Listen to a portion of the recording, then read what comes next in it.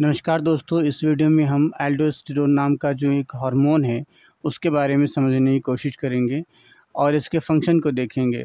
देखिए, एल्डोस्टेरोन जो हार्मोन है, अगर इसका सेक्रेशन देखा जाए तो मेनली हमारा किडनी के ऊपर एक ग्लैंड होता है जिसका नाम है एड्रिनल ग्लैंड। इसके कॉर्टेक्स वाले रीजन से इसका सेक्रेशन होता है। अब ये सेक्रेशन इसका किस समय होता है या किस कंडीशन में होता है, तो इसका सेक्रेशन मेनली 3 कंडीशन में होता है। पहला, ये क्या तो बॉडी के अंदर पोटेशियम का लेवल बहुत ज़्यादा बढ़ जाए, तो बॉडी से पोटेशियम को अगर निकालना होता है तब ये रिलीज होता है।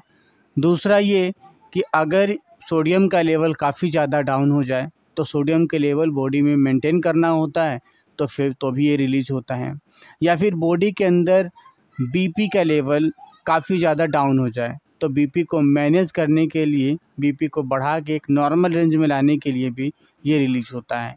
इसका जो रिलीज का जो स्टिमुलेशन मिलता है एंजियोटेंसिन 2 है, उसके द्वारा इसका स्टिमुलेशन मिलता है। यानी कि एंजियोटेंसिन 2 जब इसको स्टिमुलेट करता है तब ये एल्डोस्टेरोन नाम का जो हार्मोन है एड्रिनल कॉर्टेक्स से रिलीज होता है। ठीक है, तो आइए हम इसके बारे में थोड़ा सा समझते हैं। ये एल्डोस्टेरोन के बारे में थोड़ा इंट्रोडक्शन देखिए, तो ये एक स्टेरॉयडल हार्मोन है। अब बात आती है स्टेरॉयडल हार्मोन। स्टेरॉयड क्या होता है? तो ग्रुप ऑफ कोई सा भी लिपिड्स के ग्रुप को हम स्टेरॉयड के नाम से जानते हैं। ठीक है, तो ये एक स्टेरॉयडल यानी कि स्टेरॉयड से मिलके बना हुआ ये एक हार्मोन है। ये प्रोड्यूस होता है किससे? कॉर्टेक्स ऑफ एड्रिनल ग्लैंड के। जो एड्रिनल ग्लैंड होता है, जैसे किडनी है, इसके बिल्कुल सिरे के ऊपर, इसके ऊपर सुपीरियर वाले पार्ट पे एक ग्लैंड होता है जिसको हम कॉर्टेक्स बोलते हैं, और इस कॉर्टेक्स का एड्रिनल ग्लैंड बोलते हैं। और एड्रिनल ग्लैंड को अगर बांटा जाए मेनली 2 हिस्सों में, तो एक कॉर्टेक्स वाला रीजन बनता है और एक मेडुला वाला बनता है। कॉर्टेक्स यानी कि इसके पेरीफेरी वाले रीजन से, यानी कॉर्टेक्स या एल्डोस्टेरोन नाम का ये हार्मोन है, ये रिलीज होता है। ठीक है, अब ये किस कंडीशन में ये रिलीज होता है? तो मेनली इसका 3 कंडीशन है। If blood level of potassium increases, यानी पोटेशियम आयन का लेवल अगर बढ़ जाता है ब्लड में तब ये रिलीज होता है। दूसरा है blood level of sodium ion increases, यानी सोडियम का लेवल अगर डिक्रीज कर जाता है उस केसेस में ये रिलीज होता है।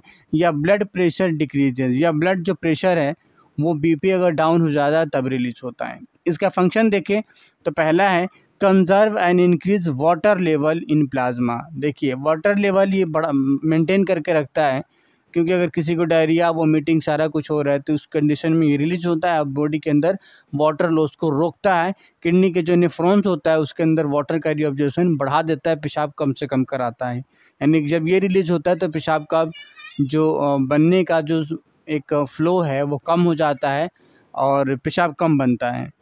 दूसरा है reducing the excretion of sodium by reabsorption in PCT.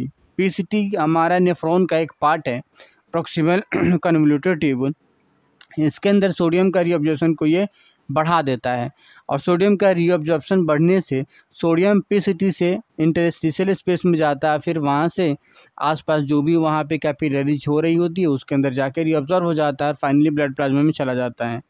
Next होता है excretion of potassium in DCT, और डीसीटी में पोटेशियम का जो एक्सक्रेशन होता है वो बढ़ जाता है। तो पोटेशियम का जो लेवल है, यानी कि ब्लड प्लाज्मा में बढ़ा हुआ कैपिलरी से फिर इंटरस्टिशियल स्पेस में आता है, और इंटरस्टिशियल स्पेस से सीधा पीसीटी से यूरिन के साथ मिलके बाहर हो जाता है।